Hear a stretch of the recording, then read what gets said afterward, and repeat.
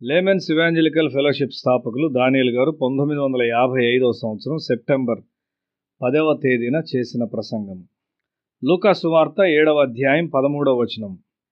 ఏడ్వవద్దు, గొప్ప దుఃఖములోనున్న ఒకనికి ఈ విధమైన మాటలు ఎవరు చెప్పగలరు?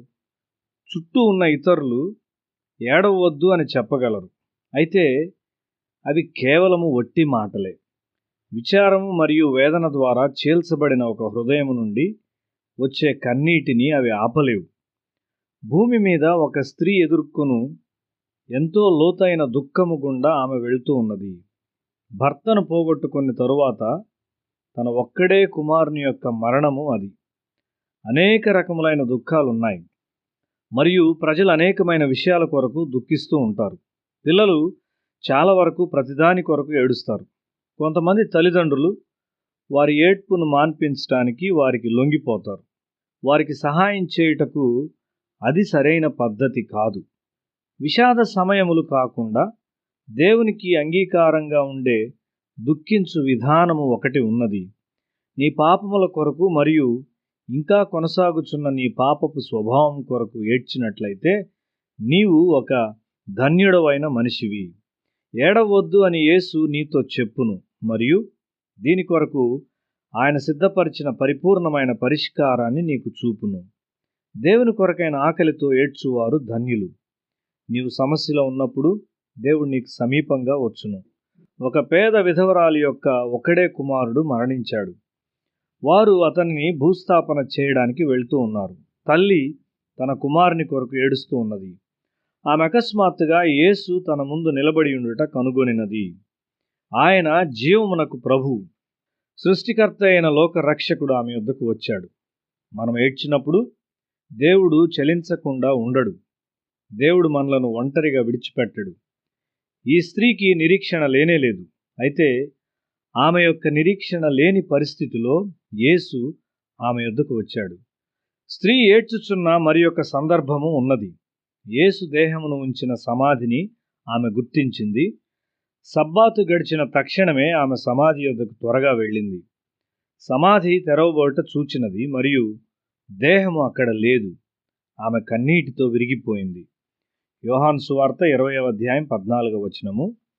ఆమెతో వెనుక ఒక మనిషి నిలబడి ఉన్నాడు. ఆమె వెనుకకు తిరిగి యేసు నిలబడి ఉండుట చూచింది. అమ్మా, ఎందుకు ఏడ్చున్నావు అని ఆయన అడిగాడు. యేసు యొక్క దేహమును ఘనపరచాలని ఆమె కోరింది. ఆయన పేరుతో ఆమెను పిలిచాడు. ఆమె వెనువెంటనే ఆయన్ను గుర్తించింది. ఆయన సజీవుడు. పునరుత్థానమును గూర్చిన ఆనందము ఆమెను ముంచివేసింది. కన్నీటికి ఏమాత్రము అక్కడ అవకాశం లేదు. అయితే మనము దేని కొరకు దుఃఖిస్తున్నాము? మన పాపముల కొరకు మనం దుఃఖించవలసి ఉన్నాము. మన పాపముల కొరకు విచారపడటం మంచిది. ఎవరు నిన్ను ఆదరిస్తారు? యేసే నిన్ను ఆదరించును. భూమి మీద నుండి ఎంతో ప్రశస్తమైన దాన్ని తీసుకొని రమ్మని యేసు దూతలను అడిగిన కథ ఒకటి ఉన్నది. ఒక దూత ఒక బంగారు గిన్నెతో మారు మనసు పొందుచున్న పాపుల యొక్క కన్నీటిని సేకరించి తీసుకుని వెళ్ళాడు. యేసు ఆ గిన్నెను అంగీకరించినట్లు ఆ కథలో చెప్పబడింది. పాపము కొరకు విచారపడటం మంచిది. యేసు మన పాపముల నుండి మనలను శుద్ధీకరించినప్పుడు మనము ఇతరుల పాపముల కొరకు దుఃఖిస్తాము. ఒక ఉపాధ్యాయుడు మార్పు నొందినట్లయితే అతడు ఒక గొప్ప దీవెనగా ఉండగలడు. వారమంతా తన తరగతి గదిలో ఒక సంఘమును కలిగి ఉండగలడు.